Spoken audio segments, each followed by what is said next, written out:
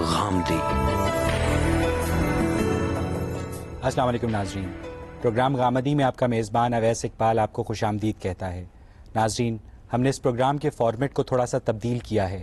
اب اس پروگرام کے ذریعے ہم کوشش کریں گے کہ معاشرے کے مذہبی، نیم مذہبی اور غیر مذہبی طبقوں کی ملٹیپل پولرائزیشن کا شکار نوجوان طبقے کے سماجی شعور میں اٹھنے والے خیالات کا بے لاگ تجزیہ کریں تاکہ معاشرے میں رواداری اور افہام و تفہیم کی فضا فروغ پا سکے۔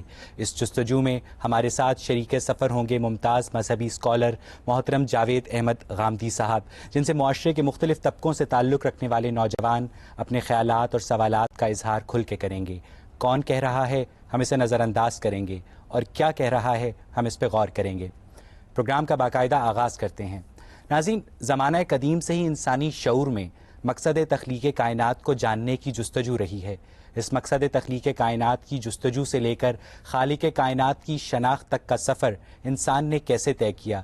کیا انسانی ذہن خدا کی پیداوار ہے یا خدا انسانی ذہن کی پیداوار ہے؟ اگر خدا ایک ہے تو اس کا تصور اس کے ماننے والوں میں کیوں مختلف ہے؟ یہی بحث اور یہی تصور خدا ہمارے آج کے پروگرام کا موضوع گفتگو ہے۔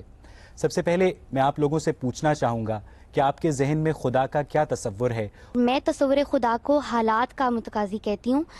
اکثر اچھے حالات میں ہم تصور خدا جو ہے خاص حالات میں زور پکڑتا ہے۔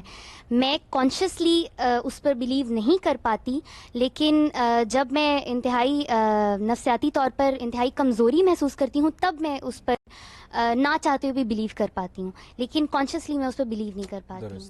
بالکل ایسے ہی ہے، جب انسان کسی ضرورت میں ہوتا ہے تبھی وہ سرچ پہ جاتا ہے فار اے گریٹر بینگ۔ جب انسان خود خوش ہوتا ہے تو وہ اس کے لیے سب کچھ وہ خود ہی ہوتا ہے۔ دیٹ از وائی جب انسانوں کے برے حالات ہوئے ہیں تب ہی کانسیپٹ آف گاڈ کریٹ ہوا ہے۔ دیکھیں جی، ابھی یہاں پہ بات ہو رہی تھی کہ انسان جب ڈس ہارڈ ہوتا ہے تبھی وہ خدا کی طرف جاتا ہے، تبھی اس کے ذہن میں یہ بات آتی ہے کہ خدا ہے۔ دیکھیں، جب ڈس ہارڈ ہو کر اور پریشان ہو کر ایک نفسیاتی دباؤ میں آ کے وہ خدا کی طرف جاتا ہے، تو اگر وہ ایک بار جا کے پھر دوبارہ جاتا ہے تو اس کا مطلب ہے کہ پہلی دفعہ جب وہ گیا وہاں پہ تو اسے کچھ ملا ہے وہاں پہ، تو میرے خیال سے وہی خدا ہے جو اسے وہاں پہ ملا اور جس نے اس کی مدد کی۔ درست۔ غامدی صاحب، ان دونوں نقطہ نظر کو سننے کے بعد ہمیں تصور خدا سے متعلق نوجوان نسل میں ایک واضح نظریاتی تقسیم نظر آتی ہے۔ آپ کے خیال میں اگر جذبہ عبودیت انسان کی فطرت سلیم کا خاصہ ہے تو ایتھیسٹس یا ایگنوسٹکس کی فطرت سلیم ان کو عبودیت کی طرف کیوں مائل نہیں کرتی؟ یہ بات یہ ہے کہ انسان ایک ایسا وجود ہے، اگر آپ اس کا تجزیہ کریں، جس پہ صرف کوئی ایک ہی فیکلٹی کام نہیں کر رہی۔ میں جب اپنا جائزہ لیتا ہوں، آپ کا جائزہ لیتا ہوں، دوسرے انسانوں کا جائزہ لیتا ہوں، تو یہ حقیقت بالکل واضح ہو جاتی ہے کہ میرے اندر خواہشات بھی ہیں، میرے اندر جذبات بھی ہیں، میرے اندر تعصبات بھی ہیں، میں کچھ جبلتیں بھی رکھتا ہوں جن کی غلامی میں مبتلا ہوں، اور اسی طرح میرے اندر ایک غیر معمولی صلاحیت یہ بھی ہے کہ میں محسوس سے نامحسوس کا استنباط کر لیتا ہوں، انفر کر لیتا ہوں اس کو۔ اس طرح کی بہت سی صلاحیتیں میرے اندر موجود ہیں۔ یہ صلاحیتیں ضروری نہیں ہے کہ ہر وقت توازن کے ساتھ کام کریں، یہ غیر متوازن ہو جاتی ہیں۔ ہم اپنی دنیاوی زندگی میں بھی اگر دیکھیں تو یہ صاف معلوم ہوتا ہے کہ بعض اوقات ہماری عقل ہماری صحیح رہنمائی کر رہی ہوتی ہے، بعض اوقات وہ جذبات کا شکار ہو جاتی ہے، بعض اوقات تعصبات میں مبتلا ہو جاتی ہے، بعض اوقات ہماری خواہشات سے مغلوب ہو جاتی ہے، اور پھر ہم کوشش کرتے ہیں کہ وہ بھی اسی چیز کی پیروی کرے جو ہم چاہتے ہیں۔ تو انسان کا اگر آپ جائزہ لیں تو چونکہ اس کو اختیار اور ارادہ دیا گیا ہے، اس وجہ سے اس کو ایسا پابند نہیں بنا دیا گیا کہ وہ ہر حال میں اپنی عقل کا غلبہ رکھے گا، ہر حال میں اپنی خواہشات کو متوازن رکھے گا، ہر حال میں اپنے جذبات کو قاعدے میں رکھے گا۔ ان میں سے کوئی نہ کوئی چیز اسے غیر متوازن کرتی رہتی ہے۔ غیر متوازن جب انسان ہوتا ہے تو نہ صرف یہ کہ خدا کے بارے میں بلکہ بہت سی دوسری چیزوں کے بارے میں بھی ایسے نقطہ نظر قائم کر لیتا ہے جو نقطہ نظر تھوڑے سے تجزیے کے بعد معلوم ہو جاتا ہے کہ بالکل غلط تھے۔ آپ کے خیال میں انسان کے اندر یہ فطری صلاحیت موجود ہے کہ وہ اپنے پروردگار کی شناخت کر سکے؟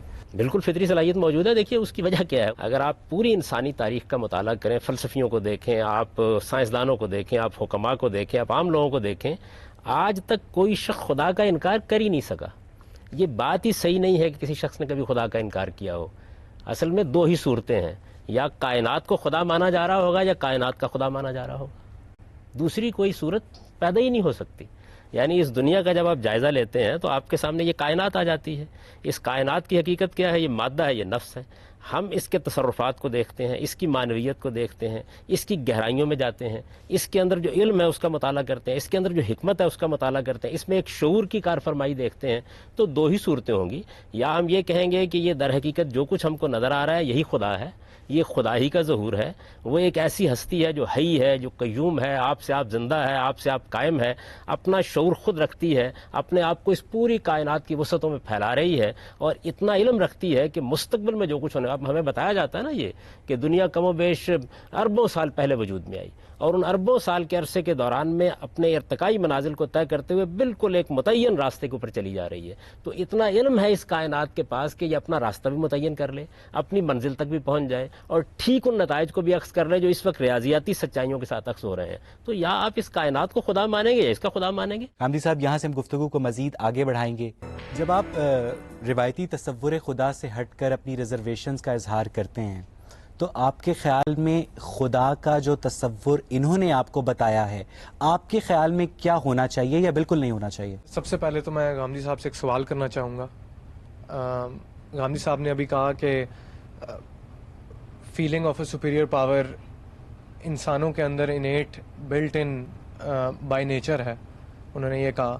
تو میں ان سے سوال کرنا چاہوں گا کہ اس دنیا میں جس کو ہم جانتے ہیں، اس دنیا کو تقریباً 6 بلین انسان ہیں، اس میں سے میرے خیال سے 1 بلین ایتھیسٹ ہوں گے جو ہر جگہ رہ رہے ہیں، یورپ میں رہ رہے ہیں، ہمارے ملک میں بھی رہتے ہیں، جو خدا میں بلیو نہیں کرتے. کیا وہ انسان نہیں ہیں؟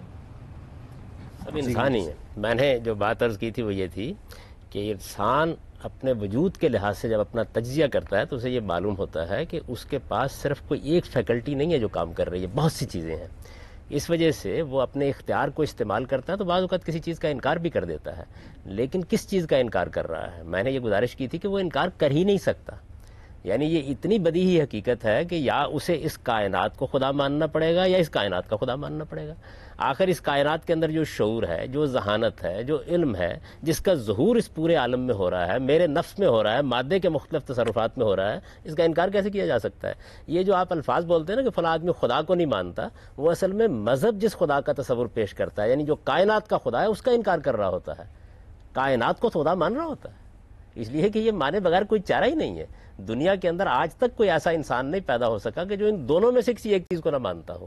یعنی کائنات کا انکار کیسے کرے گا؟ پھر اسے ماننا پڑے گا کہ یہ کائنات اپنی ذات میں شاعر بذات ہے، اپنے آپ کا خود شعور رکھتی ہے، خود حی و قیوم ہے، اس کے اندر سے یہ قدرت ظاہر ہو رہی ہے، یہ اپنے آپ کو اسی طرح پھیلاتی چلی جا رہی ہے، نفس میں بھی اسی کا ظہور ہے، مادے میں بھی اسی کا ظہور ہے. یا یہ مانے گا صرف لفظ خدا استعمال نہیں کرے گا. یعنی لفظ خدا کے استعمال کرنے سے تو کوئی فرق نہیں پیدا ہوتا. خدا کا لفظ تو فارسی زبان کا ایک لفظ ہے. اصل تو مسئلہ یہ ہے کہ کیا آپ اس کائنات کے باہر کھڑے ہو کر کسی چیز کا انکار کر سکتے ہیں؟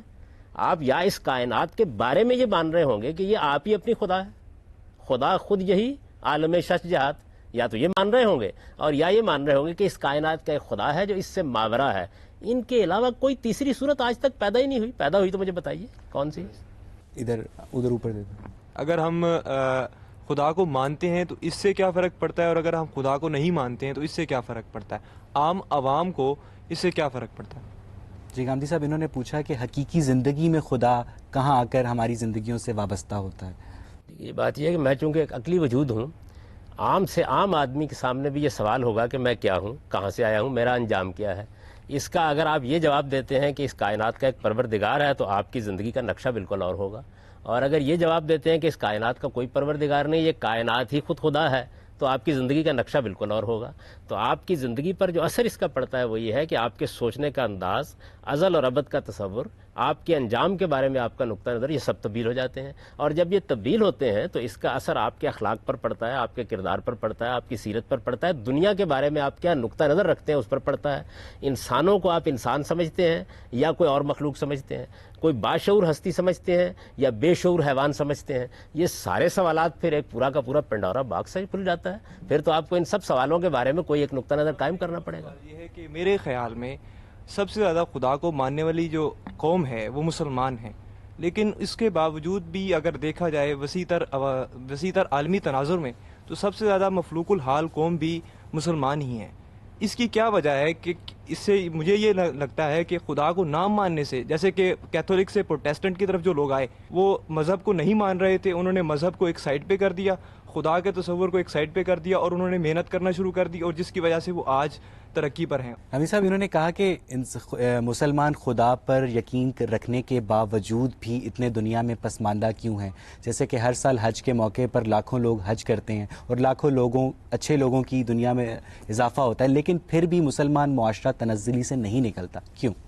یہ بات یہ ہے کہ یہ بات ہی ٹھیک نہیں ہے کہ صرف مسلمان خدا پہ ایمان رکھتے ہیں، مسیحی بھی خدا پہ ایمان رکھتے ہیں، ہندو بھی خدا پہ ایمان رکھتے ہیں، یہودی بھی خدا پہ ایمان رکھتے ہیں۔ خدا پر ایمان رکھنا ایک اور چیز ہے، اور کسی قوم کا عروج اور زوال کے مراحل سے گزرنا ایک بالکل دوسری چیز ہے۔ اللہ تعالیٰ نے عروج اور زوال کا جو قانون بنایا ہے، وہ قانون کچھ اخلاقی اصولوں پر مبنی ہے۔ جو قوم علم و اخلاق کے لحاظ سے اپنے آپ کو برتر رکھے گی، اس کے نتیجے میں دنیا میں عروج پائے گی۔ تو عروج اور زوال کے معاملات اس طرح نہیں طے ہوتے کہ آپ کیا مانتے ہیں اور کیا نہیں مانتے۔ سوال یہ ہے کہ اگر آپ خدا کو مانتے ہیں تو پھر آپ کی اخلاقی اساسات، یعنی وہ بنیادی چیزیں جن پر آپ خیر اور شر کا فیصلہ کرتے ہیں، وہ متعین ہو جاتی ہیں۔ اگر آپ خدا کو نہیں مانتے تو پھر خیر اور شر کے لیے کوئی معیار باقی نہیں رہتا۔ پھر اصل میں ہر دور میں آپ کو ایک نیا خیر پیدا کرنا پڑے گا، نیا شر پیدا کرنا پڑے گا۔ انسانوں کے درمیان کوئی پھر کمیونیکیشن کی صورت باقی نہیں رہتی۔ تو اس کے اثرات آپ کی پوری زندگی پر پڑتے ہیں، کیونکہ اس کے نتیجے میں پھر آپ صرف جبلتوں کے غلام ہوں گے۔ پھر آپ کے پاس آپ کا جنس کا احساس ہے، آپ کے اندر ایک پیٹ رکھا گیا ہے جس سے بھوک لگتی ہے آپ کو، اور آپ کو اس کے لیے پانی کی ضرورت ہوتی ہے، پینے کی ضرورت ہوتی ہے، غذا کی ضرورت ہوتی ہے۔ آپ کے اندر ایک انا ہے جو آپ کو ایک شخصیت دیتی ہے۔ پھر صرف انہی کی کار فرمائی ہوگی، اس کے بعد کسی اخلاقی احساس کے ساتھ جینا ممکن نہیں رہتا۔ اگر ایک انسان اخلاقیات پہ عمل کر رہا ہے اور ان پریچنگز پہ عمل کر رہا ہے جو اسلام نے دی ہے، and still he doesn't believe in the concept of God, کیا وہ اس وقت بھی مسلمان رہے گا؟ یہ آپ نے مسلمان اور غیر مسلمان کی بحث چھیڑ دی۔ اصل سوال جو ہے وہ یہ ہے کہ جب آپ یہ مانتے ہیں کہ اس کائنات کا ایک پروردگار ہے، تو اس کے بعد آپ کے پاس اخلاقیات کی ایک محکم اساس قائم ہوتی ہے جس پر میں آپ سے گفتگو کر سکتا ہوں۔ اگر یہ بنیاد موجود نہیں ہے تو آپ آج ایک بہت اچھا اخلاقی اصول اختیار کریں گے، کل جب آپ اس کو چھوڑ دیں گے تو میرے اور آپ کے درمیان کمیونیکیشن کس بنیاد پر ہوگی؟ کوئی بنیاد ہے نا جس پر میں گفتگو کروں گا۔ آپ کی عنایت ہے کہ آج آپ بڑے اچھے اخلاقی رویے کے ساتھ پیش آ رہے ہیں، کل کو اگر آپ نے اس سے انکار کر دیا تو پھر کیا ہوگا؟ تو یہ مسلمان یا غیر مسلمان کی بحث نہیں ہے، بلکہ فلسفے کی سطح کے اوپر اس چیز کی بحث ہے کہ کیا آپ اخلاقی احساسات کو کوئی بنیاد دے سکتے ہیں خدا کے تصور کے بغیر؟ پھر کوئی بنیاد نہیں آتی باقی اس کے سوا کہ آپ زیادہ سے زیادہ پھر یہ مانتے ہیں کہ آج ہم بیٹھ گئے، جیسے کہ پوسٹ ماڈرنزم کے فلسفی کہتے ہیں، آج ہم بیٹھ گئے ہیں کانسنسس سے، ہم نے ایک اخلاقی اصول طے کر لیا ہے، جب تک یہ موجود ہے اس وقت تک موجود ہے، جب یہ ختم ہو جائے گا تو ہم نیا اخلاقی اصول طے کر لیں گے۔ تو کائنات کے درمیان اور انسانوں کے درمیان اور قوموں کے درمیان وہ کون سی بنیاد ہے جس پر ہم گفتگو کریں؟ آج اگر امریکہ کے پاس بے پناہ طاقت ہے اور وہ کسی اخلاقی اصول کی پابندی کرنے کے لیے تیار ہے تو میں کمیونیکیٹ کرتا ہوں، میں یہ کہتا ہوں تم ظلم کر رہے ہو، تم زیادتی کر رہے ہو، تم قوموں کے اوپر ستم توڑ رہے ہو۔ یہ ستم، یہ ظلم، ان کی بنیاد کیا ہے؟ کس چیز پر میں یہ کہہ رہا ہوں؟ یہ میرا وہ اندرونی شعور ہے جو ان کے اندر بھی موجود ہے۔ اگر آپ اس کا انکار کر دیتے ہیں تو اس کے معنی کیا ہے؟ اس کے معنی یہ ہے کہ ہو سکتا ہے کل کو کوئی بڑی قوت کھڑی ہو جائے اور وہ یہ کہ ظلم کیا ہوتا ہے، عدل کیا ہوتا ہے، میری مرضی عدل ہے، میری بات عدل ہے، پھر میرے پاس کہنے کے لیے کوئی بنیاد نہیں رہتی۔ تو اللہ تعالیٰ کا تصور ہمیں اخلاقی اساس فراہم کرتا ہے فلسفے کی سطح پر۔ اب رہ گئی یہ بات کہ کوئی ماننے والی قوم کیا کر رہی ہے یا کیا نہیں کر رہی، تو یہ تاریخ کے دور میں انسان کا یہی معاملہ ہے، وہ بہت سی چیزوں کو ماننے کے بعد وہ کسی طاق پہ رکھ کے فراموش کر دیتا ہے۔ یعنی خدا کو ماننے کے بعد اصل میں مجھے وہ چیز حاصل ہوتی ہے فلسفے کی سطح پر کہ میں بات کر سکتا ہوں آپ کے ساتھ۔ آپ نے کہا کہ تصور خدا انسان کو اخلاقی نظام دیتا ہے، اخلاقی اساس دیتا ہے، اخلاقی اساس نظام دیتا تو ہے۔ انسان خود بناتے ہیں۔ ٹھیک، تو کیا ایبسولوٹ موریلٹی اور سچویشنل موریلٹی میں کوئی فرق ہوتا ہے؟ مثلا ہماری ایبسولوٹ موریلٹی یہ ہے کہ جھوٹ مت بولو، لیکن سچویشنل موریلٹی یہ ہے کہ میاں بیوی کے تعلقات کو بچانے کے لیے جھوٹ بولو۔ تو کیا اس سے آپ نے جو بات کی کہ جو ایبسولوٹ موریلٹی کا کانسیپٹ ہے وہ افیکٹ نہیں ہوتا؟ نہیں، دیکھیے بات یہ ہے کہ جو بنیادیں ہیں اخلاقیات کی وہ اپنی جگہ قائم رہتی ہیں۔ یہاں ہوتا کیا ہے، جو آپ نے مثال دیا، اس طرح کی اور بہت سی مثالیں بھی دی جا سکتی ہیں۔ ایک اخلاقی اصول کے مقابلے میں ایک دوسرا اخلاقی اصول آ جاتا ہے، وہاں ترجیح قائم کرنا پڑتی ہے۔ مثال کے طور پر آپ دیکھیے کہ جھوٹ بولنا ایک بری بات ہے، آپ اس مثال کے بجائے ایک بالکل عملی زندگی کی مثال لے لیجئے. جھوٹ بولنا ایک بری بات ہے، یہ میری اخلاقیات کے اندر موجود ہے، محکم سطح پر گڑا ہوا ہے. میں انسان نہیں ہوتا جب تک کہ اس کو نہ مانوں. لیکن اگر میرے دروازے پر ایک آدمی بھاگتا ہوا آتا ہے اور اس کے پیچھے کچھ لوگ لگے ہوئے ہیں، اس کی جان لینا چاہتے ہیں، تو اس وقت میرے سامنے یہ سوال پیدا ہوتا ہے کہ کیا اس وقت سچ بولنا زیادہ بڑی قدر ہے یا اس کی جان بچانا زیادہ بڑی قدر ہے؟ میں دو قدروں میں اس موقع کے اوپر انتخاب کرتا ہوں. یہ نہیں ہے کہ اس موقع کے اوپر سچ جھوٹ ہو جاتا ہے اور جھوٹ سچ ہو جاتا ہے. کیا آپ میں سے کوئی گاندھی صاحب کی بیان کردہ بات سے اتفاق نہیں بھی کرتا؟ میرا گاندھی صاحب سے سوال ہے کہ بات ہو رہی ہے تصور خدا پر. ہندوؤں کے لیے بھگوان خدا ہے، یہودیوں کے لیے اور ہے، مسلمانوں کے لیے اور ہے. تو آپ کسی ایک خدا کا تعین کیجئے کہ جسے مانا جائے، جس کی پیروی کی جائے، جس کا حکم مانا جائے. ہاں، گاندھی صاحب یہ کہنا چاہ رہے ہیں کہ اگر خدا ایک ہے تو اس کا تصور لوگوں کے ذہنوں میں کیوں مختلف ہے؟ اس کی کیا وجہ ہے؟ یہ بات یہ ہے کہ جب آپ کسی ہستی کا تصور کرتے ہیں تو یا اس کی ذات کے لحاظ سے اس کا تصور کریں گے، جیسے میں آپ کو ذاتی طور پر دیکھ رہا ہوں، آپ مجھے دیکھ رہے ہیں، یا میری صفات کا ظہور ہو رہا ہوگا، میری ذات آپ کے سامنے نہیں ہوگی تو آپ اس سے اس کا تصور قائم کریں گے. اور یا میرے افعال، یعنی مجھ سے کوئی فعل صادر ہو رہا ہے، میں کوئی عمل کر رہا ہوں، آپ اس کو دیکھتے ہیں. آپ دیکھیں نا، اس کائنات کے اندر بے شمار چیزیں جو ہمارے حواس کی گرفت میں نہیں آتی. مثال کے طور پر ایٹم ہمارے حواس کی گرفت میں نہیں آتا، نیوٹرون پروٹون کا جو رقص ہے وہ ہماری گرفت میں نہیں آتا، لیکن ہم ان کے آثار کو دیکھتے ہیں، افعال کو دیکھتے ہیں اور صفات کو دیکھتے ہیں. تو جب آپ کے سامنے کوئی ذات آتی ہے تو اس وقت بھی دیکھیے، یہ سامنے میرے بیٹھے ہوئے ہیں، میں ان کا تصور قائم کرتا ہوں. مگر مجھے اگر آپ یہ کہیں کہ ذرا ان کا سراپا بیان کیجئے، تو ہو سکتا ہے کہ میرے الفاظ مختلف ہو جائیں اس سے. جب آپ سراپا بیان کریں تو آپ کے اختلاف ہو جائے. صفات اور اوصاف کے تعین میں بھی چونکہ وہ مجھ سے متعلق ہو رہی ہوتی ہیں تو اختلاف ہو جاتا ہے. تو انسانوں کے مابین اختلاف ہونے کا یہ مطلب نہیں ہے کہ تصور میں کوئی خرابی پیدا ہو گئی ہے. تصور بہت سادہ سا ہے، اور وہ یہ کہ اس کائنات کا ایک خالق ہے اور وہ کائنات سے ماورا اس پوری کائنات کو کنٹرول کر رہا ہے. یہ مذہب کا تصور ہے. دوسرا تصور فلسفے کا تصور ہے، صوفیانہ مذاہب کا تصور ہے کہ جو ہستی اس کائنات کی خالق ہے وہ اصل میں وہی ہے جو آپ کو نظر آ رہی ہے، اور اسی کا ظہور ہو رہا ہے، اسی کا امتداد ہو رہا ہے، وہی ہے، وہی قیوم ہے. یعنی یہ دونوں تصورات جو ہیں ان میں دیکھیے کوئی بھی فرق نہیں ہے بنیادی طور پر. فرق صرف اتنا ہے کہ ایک میں آپ نے اس کائنات کو مخلوق مانا ہے اور اس کے خالق کو اس سے ماورا مانا ہے، اور دوسری میں کیا کیا ہے؟ دوسری میں یہ کیا ہے کہ وہی صفات جو خدا میں ہونی چاہیے وہ خود کائنات میں مان لی ہیں. اس پر بحث اب کی جا سکتی ہے نا کہ کون سی چیز علم و عقل کی میزان میں پوری اترتی ہے. مثلا اگر آپ میرے سامنے یہ سوال رکھیں گے کہ اس بات میں کیا جان ہے، پھر ہے کوئی اس کے اندر جو بات کہی جاتی ہے، تو میں تجزیہ کر کے آپ کو بتاؤں گا کہ مذہب کے تصور کے پیچھے کتنے اعلیٰ عقلی دلائل موجود ہیں. لیکن یہ دونوں تصورات ہیں، اور یہ دونوں تصورات دنیا میں ہمیشہ سے موجود رہے ہیں، اور انسان تصور قائم کرنے کے بارے میں غلطی بھی کرتا ہے، جیسے ہم باقی چیزوں میں غلطی کرتے ہیں. اس کی صفات کو سمجھنے میں بھی غلطی. ہم اس وقت کائنات کا مطالعہ کر رہے ہیں، مادی کائنات کا سائنس مطالعہ کر رہی ہے.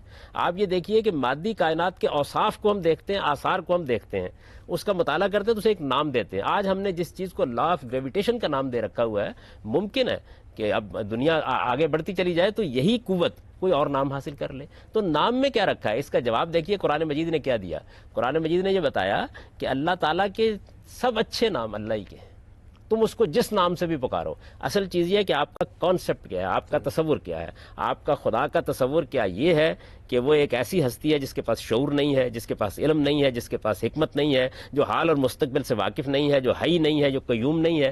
یا آپ کا تصور یہ ہے کہ خدا ایسی ہستی کو ہونا چاہیے جو زندہ ہے، اپنے بل پر آپ قائم ہے، جس کا علم حال مستقبل ماضی سب کو محیط ہے، جس کی حکمت بے پناہ ہے، اور جس نے مجھے وجود بخشا ہے، اور میرا شعور بھی اسی کی تخلیق ہے، اور یہ مادہ بھی اسی کی تخلیق ہے. تو یہ آپ کے تصور کی بات ہے کہ وہ تصور آپ نے کیا قائم کیا، کیسے قائم کیا ہے. وہ غلط ہو سکتا ہے، کیونکہ انسانوں کے بارے میں اگر آپ یہ کہتے ہیں کہ انہیں ایک ہی بات کہنی چاہیے اور ایک ہی طرح سے سوچنا چاہیے، تو یہ میرے نزدیک خود انسان کی توہین ہے. انسان تو اپنے اندر تنوع رکھتا ہے، سوچے گا، غور کرے گا، اور ہم آپس میں تبادلہ خیالات کریں گے. مجھے یہ بتائیے، کیا سیاسی حقائق میں اتفاق ہو گیا ہوا ہے؟ کیا سماجی حقائق میں اتفاق ہو گیا ہوا ہے؟ کیا قانونی حقائق میں اتفاق ہو گیا ہوا ہے؟ ان پہ بھی گفتگو ہوتی رہتی ہے، بحث ہوتی رہتی ہے، حالانکہ دنیا چلانی ہے اس کی بنیاد کے اوپر.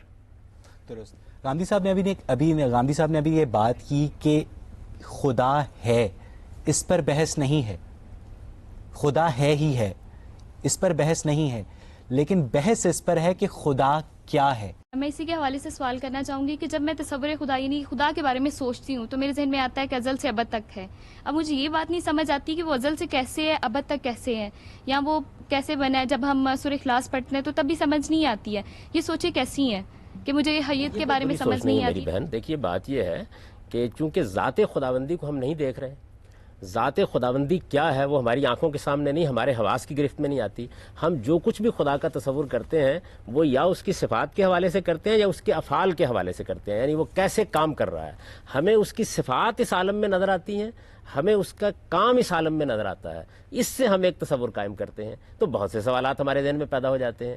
ان سوالات کو ہمیں دیکھنا چاہیے کہ ان میں سے کون سا سوال حقیقی ہے، کون سا سوال ایسا ہے جس کا ہمیں جواب مل سکتا ہے، کون سا سوال ہے جس کا جواب ہم کو نہیں مل سکتا. خدا اپنی ذات کے لحاظ سے انسان کی گرفت میں آ جائے تو پھر خدا کیا ہوا؟ ناندی صاحب ایک بات بتائیے کہ انسان اور جانور میں بنیادی فرق سوچ کا ہے، تو اگر ہر کام انسان کو خدا کے حکم سے ہی کرنا ہے تو کیا اس کی فکری صلاحیتیں اس سے متاثر نہیں ہوں گی؟ یہ تو کسی نے نہیں کہا کہ ہر کام خدا کے حکم سے کرنا ہے. خدا نے چند معاملات میں آپ کو حکم دیا ہے، اور جن معاملات میں حکم دیا ہے ان میں انسان کے پاس اپنے طور پر رائے قائم کرنے کی کوئی بنیادی موجود نہیں ہے. آپ ایک ایک چیز کو دیکھ لیجئے جن کے بارے میں خدا نے حکم دیا ہے، آپ حیران رہ جائیں گے کہ اس میں انسان کوئی فیصلہ کرنے کی صلاحیت ہی نہیں رکھتا. وہاں کیا کرے؟ پھر خدائی کو حکم دینا چاہیے. مثال کے طور پر یہ دیکھیے نا کہ میں دنیا سے رخصت ہوتا ہوں، میرا مال ہے، اس مال کے بارے میں اتنی بات تو انسان کو ہمیشہ سے معلوم رہی ہے کہ یہ اعزاء اقربا کو مل جانا چاہیے، لیکن کس عزیز کو کتنا ملنا چاہیے اس کے بارے میں کوئی بنیاد ہے آپ کی عقل کے پاس؟ کوئی بھی بنیاد نہیں. ضرورت کی بنیاد پر تو میں فیصلہ کر سکتا ہوں کہ ایک بیٹے کو غالباً تعلیم پانی ہے ابھی تو کچھ پیسے اس کے لیے دے دوں. یہ ہو سکتا ہے کہ کسی نے میری خدمت کی ہو تو اس کو میں کچھ دے دوں، لیکن رشتہ داری کی بنیاد پر ماں کو کیا ملنا چاہیے، باپ کو کیا ملنا چاہیے، بہن کو کیا ملنا چاہیے، اولاد کو کیا ملنا چاہیے، میں آج فیصلہ کرنے کے لیے بیٹھوں اور یہ طے کروں کہ ماں کی قدر یہ ہے اور باپ کی قدر یہ ہے اور بیٹے کی قدر یہ ہے اور بیٹی کی قدر یہ ہے، سوائے نزاعات کے اور جھگڑوں کے کوئی چیز نہیں چھوڑوں گا، اس لیے کہ بنیاد کوئی نہیں ہے میرے پاس فیصلہ کرنے کی. اس میں خدا ہی بتا سکتا تھا کیا کیا جا سکتا ہے. اگر آپ نے کوئی بنیاد دریافت کر لی ہو مجھے بتا دیجئے کیا بنیاد ہے. جرم و سزا کو دیکھ لیجئے. مثال کے طور پر آپ کہتے ہیں ایک آدمی نے چوری کی ہے، مجھے بتائیے کہ چوری جرم ہے، اس پر تو اتفاق ہو گیا، آپ کو بھی اتفاق ہو گیا، مجھے بھی اتفاق ہو گیا. اس چوری کی پاداش میں اس کو سزا کیا دی جائے؟ میں کہتا ہوں 3 سال قید کر دیا جائے، آپ کہتے ہیں 2 کوڑے مارے جائیں، یہ کہتے ہیں کہ اس کو علاقہ بدر کر دیا جائے. مجھے بتائیے فیصلہ کیسے کیا جائے، کیا بنیاد ہے اس کی؟ تو انسان کے پاس جن چیزوں کا فیصلہ کرنے کی کوئی بنیاد نہیں ہے، خدا صرف ان کے بارے میں حکم دیتا ہے. باقی چیزیں آپ کے علم اور آپ کی عقل پر چھوڑ دی گئی ہیں، آپ خود فیصلہ کیجیے. ناندی صاحب یہاں سے ہم گفتگو کو مزید آگے بڑھائیں گے، لیکن اس سے پہلے ناظرین وقت ہوا ایک چھوٹے سے بریک کا. حاضر ہوتے ہیں بریک کے بعد.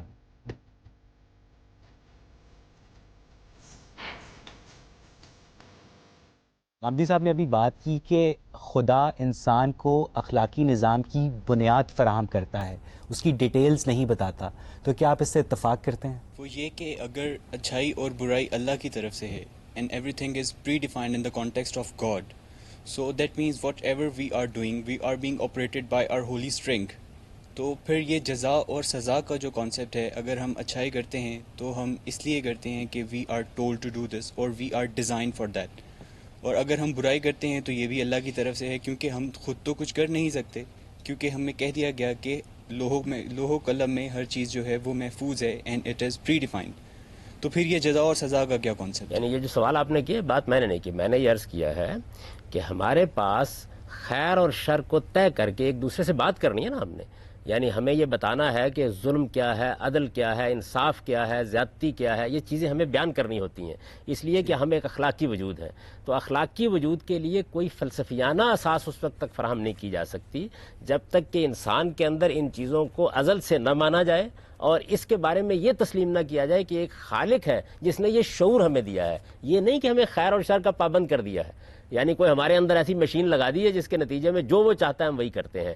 نہیں، اللہ تعالیٰ نے یہ بات قرآن مجید میں بالکل واضح کر دی ہے کہ بہت سی چیزیں تو ایسی ہیں جو اس نے طے کی ہیں. مجھے کیا صورت دینی تھی، مجھے کہاں پیدا کرنا تھا، میرے والدین کون ہوں گے، میرا وطن کیا ہوگا، یہ چیزیں تو طے ہیں. لیکن یہ کہ مجھے اچھائی اور برائی میں سے کس چیز کا انتخاب کرنا، اس کے بارے میں دیکھیے قرآن کے الفاظ کیا ہیں کہ میں نے جب انسان کا، اللہ تعالیٰ کہتے ہیں کہ میں نے جب انسان کے نفس کا تصفیہ کیا، اسے بنایا اور سنوارا، تو فَأَلْهَمَهَا فُجُورَهَا وَتَقْوَاهَا، میں نے اس کے اندر یہ صلاحیت رکھ دی کہ یہ بھی جان سکتا ہے کہ کیا چیز برائی ہے اور یہ بھی جان سکتا ہے کیا چیز اچھائی ہے. تو اچھائی اور برائی کا شعور میرے اندر ہے. اس کو محکم اساس کس وقت ملتی ہے؟ جب میں خدا کو مانتا ہوں. اور دوسری چیز جو اس وقت میں کہنا چاہتا تھا لیکن بات درمیان سے دوسری طرف نکل گئی، وہ یہ ہے کہ اگر میں خدا کو نہیں مانتا تو اصل میں تو میری نفسیات ہی ایکسپلین نہیں ہوتی میرے سامنے. یعنی میں پھر ہوں کیا؟ جب یہ ایکسپلین نہیں ہوتی تو میں صرف آنکھیں بند کر کے شتر برق کی طرح زندگی بسر کر سکتا ہوں. بہت بڑے بڑے سوالات ایسے ہیں کہ جن کا پھر مجھے کوئی جواب نہیں ملتا. یہ بات کہ میری عملی زندگی کو کیسے کنٹرول ہوتا ہے اس کے لیے تو مجھے اللہ نے عقل دے رکھی ہوئی ہے, میں اس کی روشنی میں کام کروں. اسی کانٹیکسٹ میں ایک سوال میں غامدی صاحب سے کرنا چاہوں گی کہ خدا کا تصور اخلاقی اساس کیوں ہے؟ کیا ایسا نہیں ہے کہ جب بہت سے لوگ اکٹھے رہنا شروع کرتے ہیں, جب قومیں بنتی ہیں, جب دو لوگ اکٹھے ہوتے ہیں, 10 لوگ, 20 لوگ, پورا معاشرہ بنتا ہے, تو ان کے اصول اور ان کے اچھائی اور برائی کے معیار خود ہی ڈیولپ ہو جاتے ہیں آہستہ آہستہ؟ کیا ایسا نہیں ہے؟ جی میں نے یہی بات عرض کی تھی کہ اگر آپ خدا کو نہیں مانتے تو پھر یہ ماننا پڑے گا, اور جیسے ہی آپ یہ مانیں گے تو پھر اصل میں کنسنسس کی بنیاد پر ہر دور میں اچھائی اور برائی اپنے آپ کو تبدیل کرتی چلی جائے گی. اور انسان کا معاملہ یہ ہے کہ یہ بہت شریف مخلوق نہیں ہے. اگر کسی وقت کسی قوم کے پاس غیر معمولی طاقت آ گئی اور یہ اصول طے ہو گیا کہ اچھائی اور برائی کے معیار کنسنسس سے طے کرنے ہیں, اور اس نے بالکل برعکس طے کر دیے, تو گفتگو کی بنیاد کیا باقی رہے گی؟ یعنی یہ اتنا بڑا حادثہ ہو جائے گا پوری انسانیت کے لیے. ابھی خدا کا شکر کرنا چاہیے کہ پوری انسانیت بنیادی اخلاقیات کو مانتی ہے. میں جب ایک ظالم ترین حکمران سے بھی یہ بات کرتا ہوں کہ تم ظلم کر رہے ہو, تو ظلم ایک ایسا لفظ ہے کہ میری زبان سے نکلتا ہے تو کمیونیکیٹ ہو جاتا ہے. اگر کنسنسس کی بنیاد پر یہ چیزیں تبدیل ہونا شروع ہو گئیں, دیکھیے نا, انہوں نے ایک سوال کیا تھا کہ ایک فطری اخلاقیات ہے اور ایک عملی اخلاقیات ہے. دیکھیے فطری اخلاقیات 6 چیزیں ہیں, وہ قرآن مجید نے بالکل متعین کر کے بیان کر دی ہیں. عدل فطری اخلاقیات ہے. میں عدل چاہتا ہوں, اچھا میں احسان چاہتا ہوں, پسند کرتا ہوں اس بات کو کہ میرے لیے احسان کرے, میرے لیے آگے بڑھے, میرے ساتھ اچھا سلوک کرے. یہ میری فطرت کے اندر رکھا گیا ہے. میں رشتہ داری کا ایک تصور رکھتا ہوں اور رشتہ داروں کا حق اپنے اندر محسوس کرتا ہوں. یہ 3 مثبت چیزیں ہیں. 3 منفی چیزیں کیا ہیں؟ 3 منفی چیزیں یہ ہیں کہ میں فحش چیزوں کے بارے میں اپنے ضمیر میں ایک ابا محسوس کرتا ہوں. میں کسی کی حق تلفی کو ایک گناہ سمجھتا ہوں اور ایک برائی سمجھتا ہوں. میں کسی کی جان مال آبرو کے خلاف زیادتی کرنے کو ایک برائی سمجھتا ہوں. یہ 6 بنیادی چیزیں ہیں. ان 6 بنیادی چیزوں کو جب آپ اپلائی کرتے ہیں دنیا کے اندر, اختلافات اس وقت واقع ہوتے ہیں. اور وہ اختلافات بھی کیا ہوتے ہیں؟ وہ اصل میں ہوتا ہے کہ 2 قدریں سامنے آ جاتی ہیں جن میں سے ایک کو ترجیح دینا ہوتی ہے. تو ترجیح کے موقع پر اختلافات پیدا ہوتے ہیں. میں جب یہ کہتا ہوں کہ اخلاقیات کو اساس نہیں مل سکتی, تو اس کا مطلب یہ ہے کہ اخلاقیات کو ابدیت نہیں مل سکتی. وہ پھر تبدیل ہوں گی, اور تبدیل ہونے کے بعد اب دیکھیے نا, دنیا میں چین کا غلبہ ہونے والا ہے, نظر آ رہا ہے صاف. فرض کر لیجئے کہ یہ غلبہ ہو جانے کے بعد اخلاقی اصولوں کی نیگیشن کر دی جاتی ہے. یہ بتا دیا جاتا ہے کہ اب دنیا پر ہماری حکومت قائم ہو گئی ہے. یہ اخلاقی اصول جن کو آپ بیان کرتے تھے اور جن کی بنیاد پر آپ انسانی حقوق کے تصورات پیش کرتے تھے, بے معنی ہو چکے ہیں. اب جو ہم کہیں گے وہ ہوگا. کس بنیاد پر گفتگو کروں گا ان کے ساتھ؟ تو محکم بنیاد جو اخلاقیات کو ملتی ہے وہ خدا کے تصور سے ملتی ہے. میری نفسیات کو جو تسکین ملتی ہے وہ خدا کے تصور سے ملتی ہے. میرے عجز کی اور میرے ضعف کی اور میرے نسیان کی تفسیر مجھے خدا کے تصور سے ملتی ہے. اور پھر خدا کا تصور ہے کہ جو اصل میں مجھے پوری انسانیت کی ایک مشترک اساس دیتا ہے. اس کے بغیر کوئی اور چیز میرے پاس ہے نہیں. درست. ابھی غامدی صاحب نے بات کی کہ جو تصور خدا ہے وہ انسان کو اخلاقی نظام دیتا ہے, اور عدل انسان کے اخلاقی نظام میں سے ایک فطری اخلاقی نظام میں سے ایک حصہ ہے. تو آپ کے خیال میں فطرت میں عدل ہے جبکہ بڑی مچھلی چھوٹی مچھلی کو کھا جاتی ہے؟ جی مجھے غامدی صاحب کے آنسر سے ہی اختلاف ہے کہ انہوں نے ابھی بولا کہ عدل, انصاف, ظلم, یہ سب ہمارے اللہ نے ہمیں سب کچھ بتایا, لیکن یہ ساری قدروں کو ہم اخلاقیات کے دائرے میں بھی جب دیکھتے ہیں تو وہاں پر بھی ہمیں ملتی ہیں. یعنی اگر عدل, انصاف اور ظلم اخلاقیات کا جب دائرہ آ جاتا ہے تو وہاں پر بھی ہمیں ان چیزوں کو ہی اپنانا پڑتا ہے. تو وہاں پر خدا کا ہونا یا نہ ہونا تو کوئی معنی نہیں رکھتا. میری بہن کیوں اپنانا پڑتا ہے؟ نہیں اپنانا پڑتا ہے. اخلاقیات تو ہمیں یہی بتاتی ہے نا کہ آپ نے کسی کے ساتھ ظلم نہیں کرنا, آپ نے کسی کے ساتھ انصاف کرنا ہے, آپ نے کسی کے حق نہیں مارنا. یہ تو ہماری اخلاقیات میں آتی ہیں, یہ ہمیں اللہ نے نہیں بتایا. ان کے خیال میں بات یہ ہے کہ ایک انسان, عام انسان چوری اس لیے نہیں کرتا کہ وہ چوری کو برا جانتا ہے, بلکہ وہ چوری اس لیے نہیں کرتا کہ وہ خدا سے ڈرتا ہے. تو آپ کے خیال میں تصور خدا صرف انسانوں کو ڈسپلن کرنے کے لیے بنایا گیا؟ حقیقت کا اعتراف کرنا خود انسانیت کا شرف ہے. سوال یہ ہے کہ آپ بے شمار سائنسی حقائق مجھ کو بتاتے ہیں. مجھے بتاتے ہیں کہ زمین سورج کے گرد گھوم رہی ہے, مجھے بتاتے ہیں کہ یہ اربوں کی تعداد میں سیارے اور ستارے فضائے بسیط کے اندر موجود ہیں. ان چیزوں کو میں مانتا ہوں یا نہیں مانتا ہوں؟ سائنس بھی بتا رہی ہے. یہ بتا رہا ہوں نا. یعنی یہ ساری چیزیں مجھے ماننا ہوتی ہیں نا. تو مجھے کائنات, میں ایک عاقل مخلوق ہوں. سوال یہ ہے کہ میں اس کائنات کے بارے میں کوئی توجیہ کروں گا نا, اس کو ایکسپلین کروں گا, اس کو سمجھنے کی کوشش کروں گا. یہ میری جو سمجھنے کی کوشش ہے یہ میری ضرورت ہے, ہوا اور پانی کی طرح میری ضرورت ہے. یعنی آپ انسان کو ایک ایسی مخلوق کیوں سمجھتے ہیں کہ جس کی ضروریات صرف یہ ہیں کہ اس کو روٹی کھانی ہے, اس کو بیٹھنا ہے, اس کو اٹھنا ہے. انسان کی سب سے بڑی ضرورت یہ ہے کہ اس کی عقل کو تسکین ملنی چاہیے. غامدی صاحب, یہاں سے ہم گفتگو کو مزید آگے بڑھائیں گے, لیکن اس سے پہلے ناظرین وقت ہوا ایک چھوٹے سے بریک کا. حاضر ہوتے ہیں بریک کے بعد.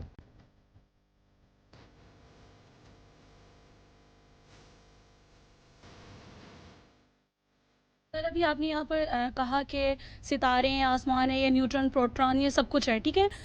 ہمیں قرآن میں ان چیزوں کے بارے میں نہیں بتایا. ہم یہ ساری جتنی بھی تخلیق کی گئی ہے انسان کی اپنی ذاتی ہے، یعنی اس نے اپنی سمجھ اور اپنی عقل سے یہ سب چیزیں ڈیفائن کی ہیں.